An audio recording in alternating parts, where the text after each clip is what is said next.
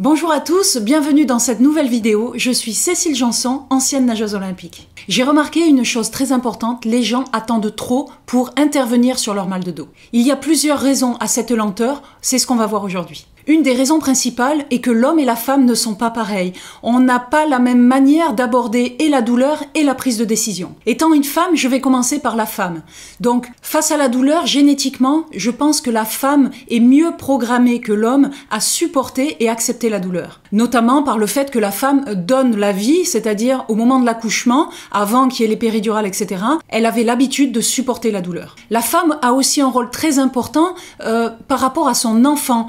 Quand l'enfant tombe ou l'enfant se fait mal, il vient généralement voir maman et maman intervient très vite face à la douleur de l'enfant.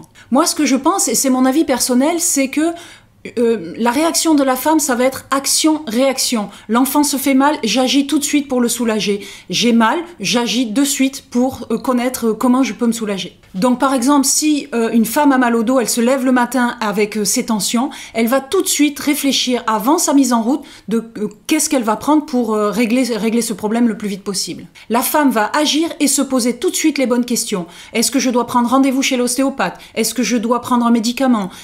Tout de suite, elle se présente les solutions. Chez l'homme, je souris, ne le prenez pas mal, mais je pense que c'est un tout petit peu différent. Son approche n'est pas la même. Je suis sûre que ça va aussi vous faire sourire. L'homme qui a mal. L'homme va, avant de chercher la solution, il va souvent montrer qu'il a mal. Il va mimer, il va peut-être faire une espèce de tête pour qu'on le reconnaisse et simplement pour qu'on vienne le réconforter, qu'on lui dise « Qu'est-ce qui se passe mon chéri? Qu'est-ce qui va pas aujourd'hui ?» Vous avez sûrement tout cet exemple, rien de pire qu'un homme qui attrape le rhume. Il va peut-être mourir dans les 24 heures, vite, vite, vite. Au final, je pense que les hommes ont effectivement la même douleur, ont tout aussi mal que la femme, mais ils ont deux manières d'aborder cette douleur. La femme va agir et chercher la solution, alors que l'homme va montrer qu'il a mal et il va attendre qu'on s'occupe de lui et qu'on l'aide à trouver la solution. Il faut savoir aussi que le comportement de l'homme vient aussi de sa génétique. L'homme est là pour supporter, pour protéger, pour prendre les choses en main, et donc ça peut paraître une faiblesse pour lui d'avoir mal. Donc ça va être très compliqué pour lui de dire verbalement « j'ai mal ».